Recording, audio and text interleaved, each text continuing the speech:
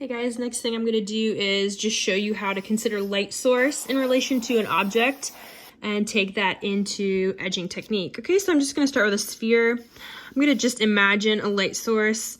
Right now I have a natural light casting from this upper left, taking it over the object. In general, the directionality of light is the way you want to pull your material to suggest a true-to-life three-dimensional form. If this object is sitting on a surface, the shadow, the light source, the directionality is going to change when it hits that surface of the table, okay? So right now we understand that our lightest value, closest to our light source, you're gonna have your brightest highlight, you're gonna have a beautiful range of midtone in that midsection of your sphere, and then as you know, down toward the bottom here, you're going to have your deepest, darkest shadows. Where it meets the surface is also going to be very dark where its shadow pulls. Your darkest moment is that connection of the sphere and its surface. However, we don't wanna outline this, we really wanna connect it through dark value. So we'll talk about marriage and making sure things glue together. Okay, so let that dark value, that shadow be the glue, let that highlight be the thing that separates it.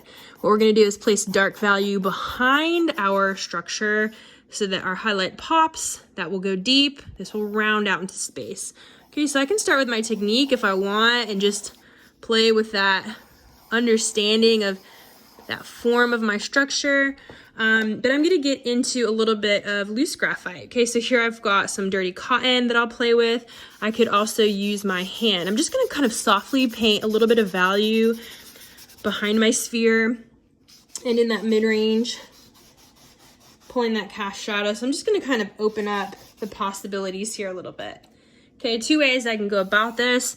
Initially, I can use hatching, other techniques that you might want to incorporate with your pencil to just pull that value behind your sphere and make sure that you're setting the edge. I'm not drawing an outline here. I'm pulling away from that edge with a more perpendicular stroke so that I can help separate, okay?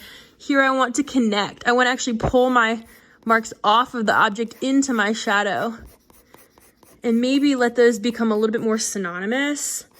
Maybe it's harder to tell down here at the bottom about that separation. I can integrate that a little bit more with my stroke and control that value as it recedes.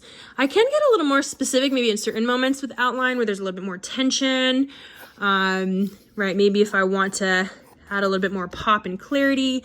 So I just really want you to consider this as a step towards more lifelike quality. The less line, the more lifelike. Okay, so the more we marry these moments, the more realistic we'll have our drawings turn out.